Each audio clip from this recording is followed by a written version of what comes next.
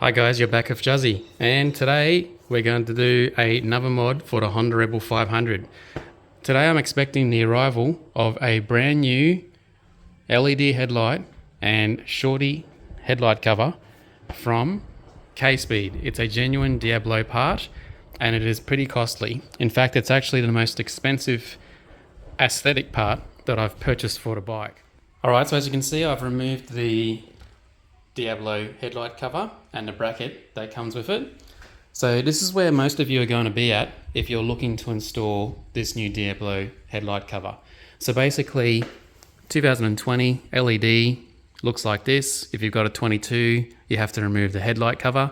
I've got that in one of my other videos. I've removed the two bolts for the bracket for the headlight. That's where they are there. Now I'm actually going to put one back in, but I just wanted to show you what the back of the headlight looks like. So as you can see, there's no detachable plug from the outside. So I'm going to undo the two bolts here, 1, 2, on either side of the headlight. But before I do that, I'm just going to put a bolt back in the bracket here so that it's all supported. So I've just basically removed that so that we can all check out, is there a plug that you can easily undo? And there is not. With those 4 bolts removed, I've then simply just used my hands to pull the headlight out like this. So here's what it looks like inside. So that's where the plugs come in from the rear. Okay, so I've managed to undo the plugs and just sort of slide them off the back of the headlight assembly here. So a little bit hard to do this one-handed. They just sort of push out of where my thumb is, just out of here. So there's nothing actually bolting it in. So it's pretty easy to undo. It's the same thing, there's 2 that are located here as well. The hardest part of the whole thing is that there is this plug that is inside, and I'll just put that down for a sec. The plug connects into here and it has this black tape around it from factory. So I cut that black tape, and then on the side there was a tiny little push pin clip that you had to undo here to disconnect the plug. So now all we've got here is the back part of the headlight. So these cables we somehow have to tee up with the new headlight when it arrives. It's not quite here yet, but I just want to do as much as I can to prepare to get it swapped over. So the way that this back cover for the headlight attaches is by that bolt there.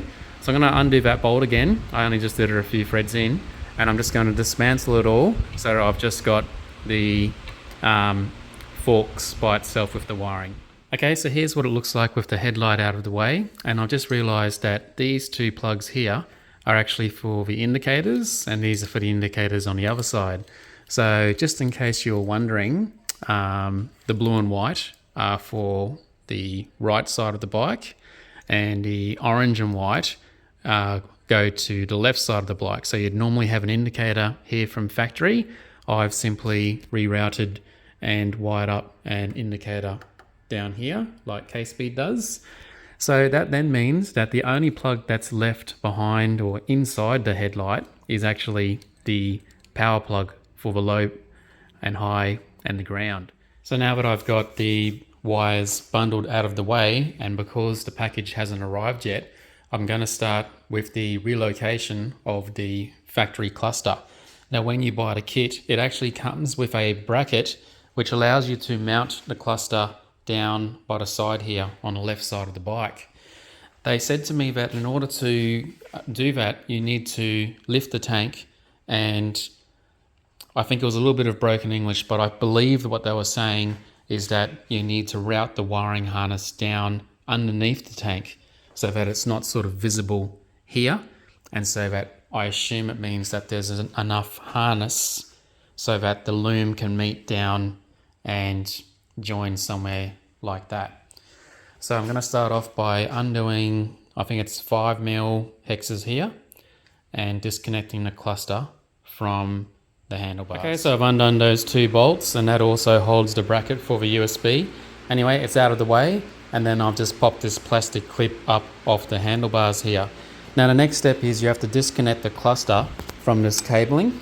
If you have a look here, you'll see that there is a kind of a grommet cover. Now I use 2 hands, but you need to pull back this rubber part, and then underneath there's a plug to disconnect. Okay, so as you can see, I've pulled back the sheathing for that plug. There's a little plastic grey clip there that I'm going to pull down, and then I'm going to use my other hand to unplug this plug from the back of the cluster. Alright, so there is the plug disconnected from the back of the cluster. As you can see, it's up and away. I don't anymore. Alright, so I've got that through. As you can see, I've got part of this wiring loom here for the USB, so that's going to be interesting.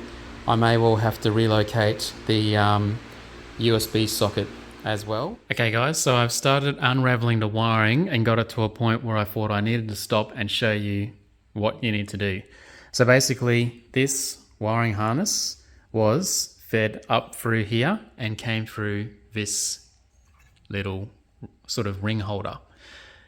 The wiring harness has the speedo cluster as well as a branched off wire that comes to the headlight.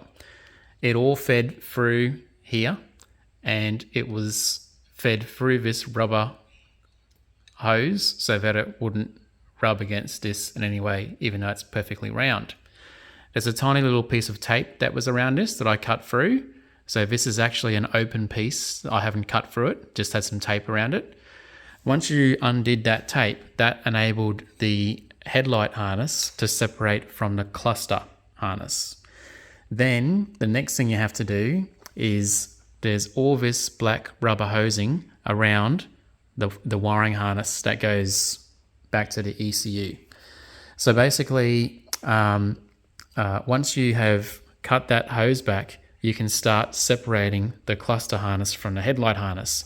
Now you get to a point only about 6 centimeters down where you realize that the wiring harness on this 2022 is the wiring starts meshing all together. That's different to one video I've seen of a guy who's done a relocation on something like a 2018 model Rebel online. It was the only video I could find. So if you've got the LED headlight model, so at least I would say from 2020, then it looks as though you're going to come across this problem just as I have. Okay, so just as I was doing up the wiring, good news is that the package has just arrived from K-Speed. So I ordered it Thursday night and it's arrived here Sunday lunchtime. So fantastic. Thank you to K-Speed and thank you to DHL. So let's unbox this and check it out. It was taped with bubble wrap, and then you've got the box here with the RB0096 designed by K-Speed. So the box has arrived perfect with no damage as per usual. So let's have a look inside. I've been really impressed with every delivery I've had that comes from K-Speed. Everything has been bubble wrapped. It's all been sealed. It's never been something that's opened and then sort of sent, you know, as if it was a return from someone. Everything's always perfect. So having a look in here, I can see straight away that that is going to be the mask. So you can see here it says VROD style, as if it's for a Harley. Then here it looks like we've got some brackets and bolts. And then lastly, it looks like we've got the headlight. So let's check it out. Looks like we've got some sort of washers up there. Okay, nice. So here is the back of the headlight, and when they were sending this to me, they said that they would indicate which one is a high beam and which one is a low beam. So thank you very much to the people at K-Speed who have done that for me. Now they told me that, I'm just going to put this on bubble wrap, they told me that I don't need to use plugs at all for my bike, and this in here is just some instructions that you would use if you had a Harley Davidson. So I don't, so I won't be using any of that. But here is the headlight, so just going to turn that over. I've seen online that when you get this headlight, you can get it as a black version and a chrome, and of course I wanted the black version for Tweaked Rebel. So it's going to sit like this, which is going to be super nice. It's angled up on a 45 degree, as you can see. It slants back, and yeah, it's going to look amazing, so I can't wait. Okay, so here we are with the rest of the stuff unpackaged. So the first thing I noticed straight away is that this is another super quality part from K-Speed. You've got the genuine Diablo branding there, and I have not seen any copies of this online, but sure enough, I bet someone out there is going to at some point. But the reason why you buy genuine quality products is because they fit 100%. So as you can see, I've just got one hand here, but the design of that with the headlight cover just looks sensational. As well as this bracket and headlight cover, it also comes with the relocator for the cluster to sit on the side of the bike, as I was talking about before. Now you don't have to do that. You can actually just keep the cluster up the top, and it's totally fine, but I want that sleek look on the front, and that's the whole purpose of why I'm doing this, to just make it look a lot better in my eyes, at least anyway. It comes with some clamps, so whilst I don't have any instructions on how all of this is supposed to work, I can see here that these clamps must somehow hold the bracket in. Yeah, so you've got bolts here, and I assume that they go through one of these somehow, but we'll see. Okay, so I've taped up all of the loom, and I've undone the fairing and the front 3 screws for the lower front engine guard. Also undone the bottom bolt for the fairing, so that I can just get a closer look to what you would probably see, or what you would see if you were factory. So as you can see now, I've got room here to feed this harness down and underneath, and I'm probably going to route it behind the frame here, but you need to do this so that you've got room to get in here, otherwise you've got no hope. Right, so I've run the harness down here through this metal frame, and then it's come out to a location just like the bracket that K-Speed has given, so that I can mount it to the side of this radiator. So that means I can still tilt it forward and back. So at that location should be right, and it's got enough room, as you can see. So I'm going to give that a shot. I'm going to put this side fender back in position now, and it's all pretty tight. I might need to do a little bit of dremeling just there, but let's see how it goes. So here's the completed installation of the cluster. As you can see, I've got all of the K-Speed fairings back in place. So I now just need to tape up, which is an easy job. I've got this tape here. I've got this plug here for the USB accessory, just running nicely up into here. So the USB port is actually sitting in here now, and I'm going to run a USB cable up, just basically following where the cluster harness goes, back up to the top here. All right guys, so it's the next day, and the reason why I had to stop yesterday is because I actually ended up rounding off a nut that was located just there. And the reason why I did that is because there is a cable tidy that's located, see if I can see it. Might be a bit hard to see, but just in front, just on that bracket there is a little push hole that you can push this clip up to, which holds, I think it's the right indicator harness.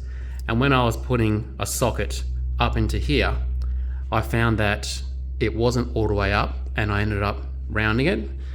And then I tried to get this thing off, which is pretty hard, but I found a small little pointy flathead that got it off. And unfortunately by that time it was too late. So for the first time in my life, I had to go and buy a bolt extractor. So I just went down to my local Super Cheap Auto and bought a bolt extractor. And if you've never seen one of these before, that's the actual nut in there. But if you can imagine a typical hexagonal nut that was rounded off, this is the 14mm socket that I was using, and you can see that it's a type that has the 45 chamfered edges, and so because it wasn't all the way up, it wasn't gripping 100% to its effectiveness.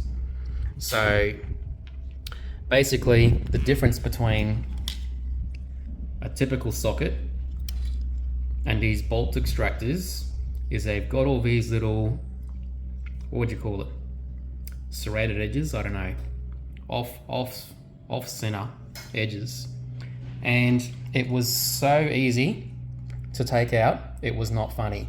I couldn't undo it. I had my vice grips out, couldn't get a grip on it because it was too tight, and lo and behold, I bought this set. It was $50 for the whole set. Hopefully that lasts me my whole life. 1/2 inch set, put it straight in there, and just used a bar with a breaker bar, and it came out so easy, it was not funny. It gripped it, in fact so much so that I can't get the bloody thing out. So I'll probably have to put it onto a bolt. I won't be putting it on that one, but I'll put it on a bolt and I'll just hammer it off and it'll come off. But that's what it looks like inside. So you watch these videos to learn where things can go wrong, and take my advice, take it really easy, take out that plastic clip that goes into that hole there, so that you're able to take out the nut for the top of the tree off here. Now the reason why I have to take that off is because yesterday, after looking at this over and over again, I figured out how they damn well install this part. So basically, in the kit, they give you these. And originally I thought that this was supposed to be used on the tube here to hold the cluster, but it's not. So it does appear that that is supposed to actually just bolt into the radiator bolt, either this one or this one. I've got it on this one. What this actually is this is the top of the clamp for the handlebars. So you can see here that the height is much shorter, so it brings it down. But what I'm not sure of is the size of the bolt that is given to you by K-Speed. So basically, you can see in there, this is a fairly thick bolt. I think this might be a 12mm actually.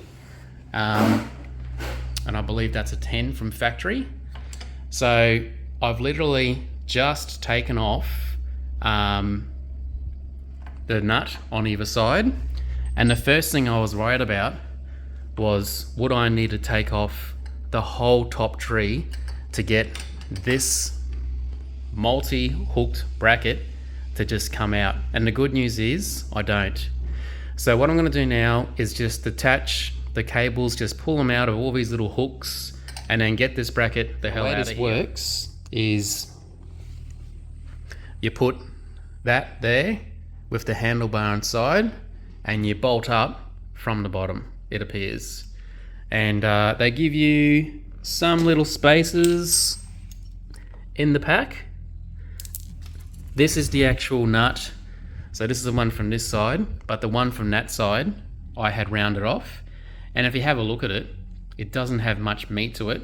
So it's like they had a little laugh and said, guess what, Juzzy, I'm gonna round off your nut and you're gonna go and spend 50 bucks at Super Cheap Auto, and I hope you enjoy that.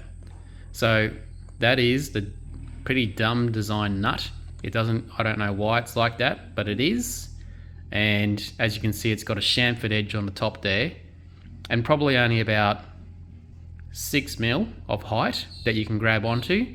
And even then, it's arched. So you can see there from left to the right side of the face, it's arched. So what a terrible design.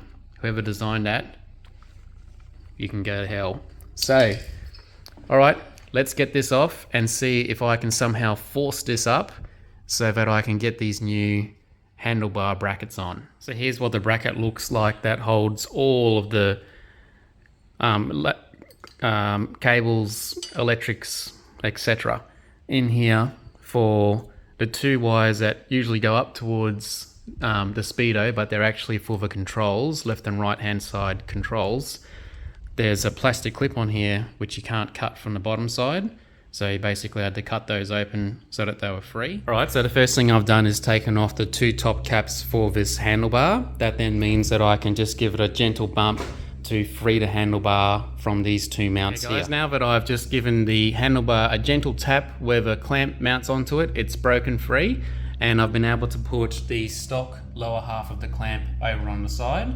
You'll notice there that they have a rubber grommet on them. So one on the top side and one on the bottom. I've just taken one out, but as you can see here, that's the grommet there, and a grommet needs to go in to fill this dome on the lower side. Now before you put the bolt up in here and tighten it to the lower half of the new clamp, you actually have to put the bolt through the headlight bracket holder. So basically that's the order. You can see there you've got the bolt, the bracket, the rubber dome, and then the bolt just gets threaded up into there. Okay, so here's what it looks like with the bracket installed. I've put these 2 wires here for the controls on the outer side. Nothing can go in between where the bracket and this center post is. So basically, I haven't had to do it up overly tight. I've just done it hand tight to the point where it's just right. It's not going to move in any way. As you can see, you've got bolt, bracket, rubber, top of the handlebars, rubber, and then you've got this lower mount here.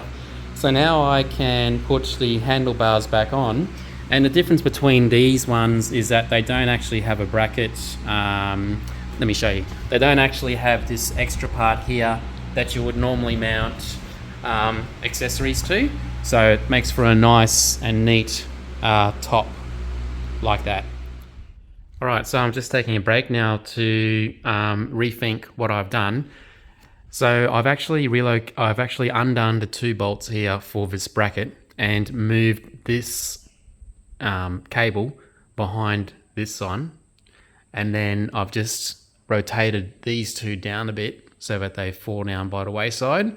I've had a look at the photos of how they've done it in a couple of their bikes, and this seems to be the way to prevent the headlight cover from fouling the cables when you go to assemble it to these 2 holes on the side here.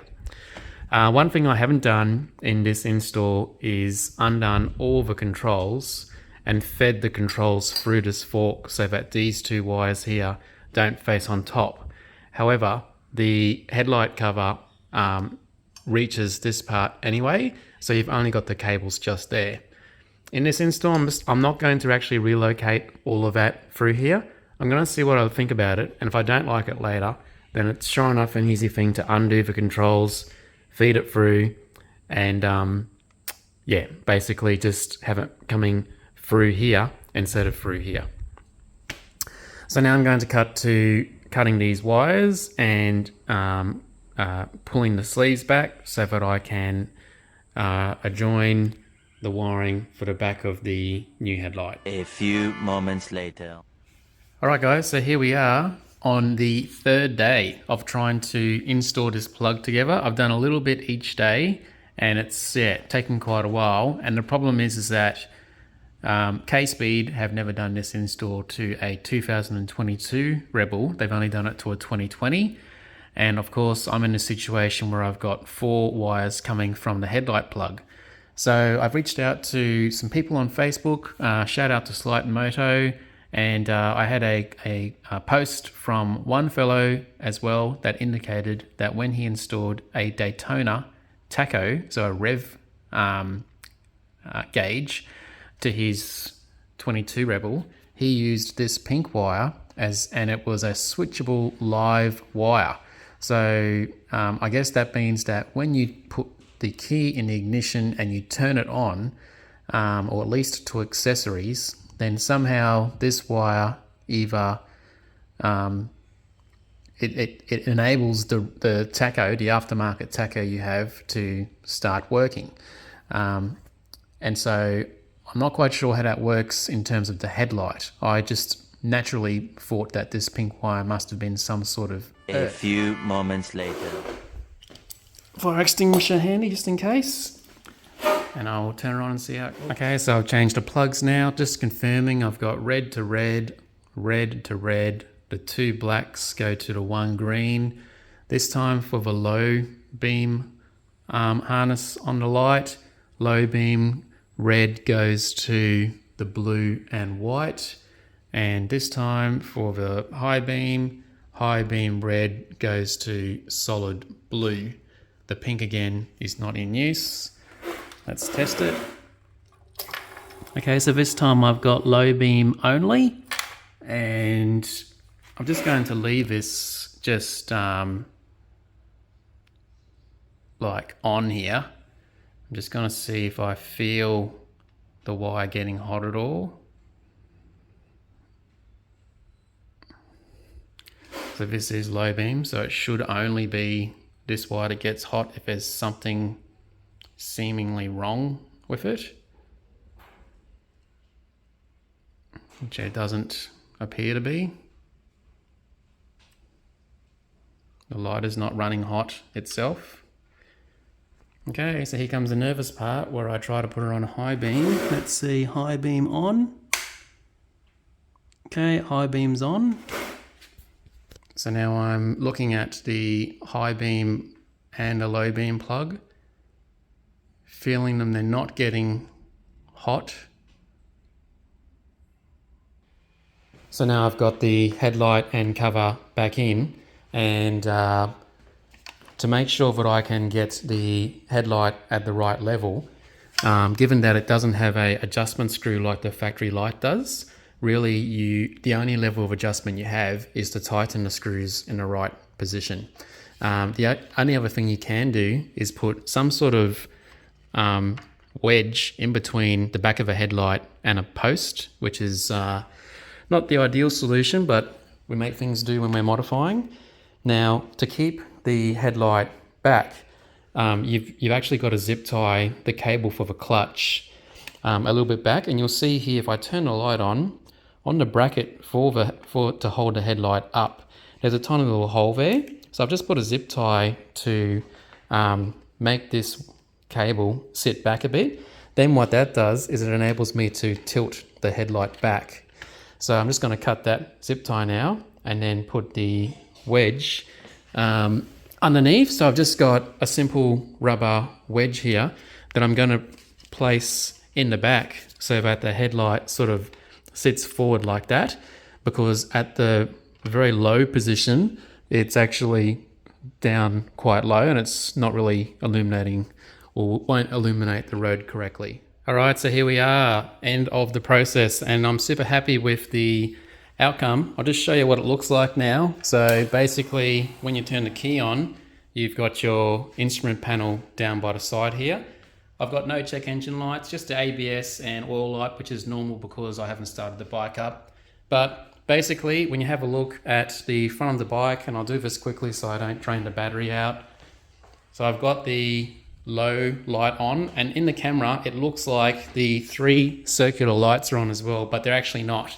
It's just a reflection that's occurring in the camera, but in plain eyesight, it doesn't look like that. When I go to high beam, you can see high beams are on. yeah, you can definitely see that all 4 circular lights up top are off. So I'll see if I can do that with the camera on. Low beam, high beam. And just to show you what that looks like, I'll just straighten up here with the one hand on. So there is, try and line that up. There's low beam and there's high beam. So it's not a massive difference, but it's certainly plenty bright. I would say that that's brighter than the stock light by a little bit.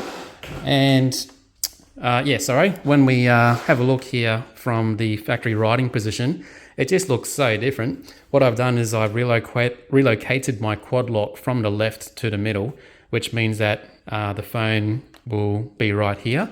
And by rotating the quad lock forwards or backwards, it gives me enough room to not have to worry about hitting the tank right here. So yeah, it's super nice. I've got it about 1 centimeter up, and basically it's not fouling at full lock either way. So yeah, so basically there's no hitting as per normal. It goes all the way left and right.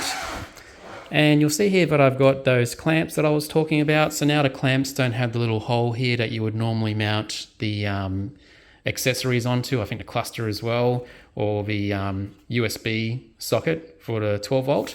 So yeah, it's quite a low look. Having a quad lock here is essential for me because I like to listen to my tunes, and particularly for GPS navigation, I can keep it there. I may consider moving that at some stage. Basically, the bike's just got this real nice slant going down now. I really like that. Just having a look forward here, that's what it looks like. So as you can see, nothing, the top and the bottom of the headlight aren't rubbing against the frame in any way, so it's all gapped out nicely. This clutch cable, I'll just show you, full lock right. Hope I'm catching that all right. So as you can see, nothing flexes there, and that's because I've got that zip tie, can you just see it in there, holding the clutch cable back, so that's no problem. So yeah, so basically this looks all neat and low down.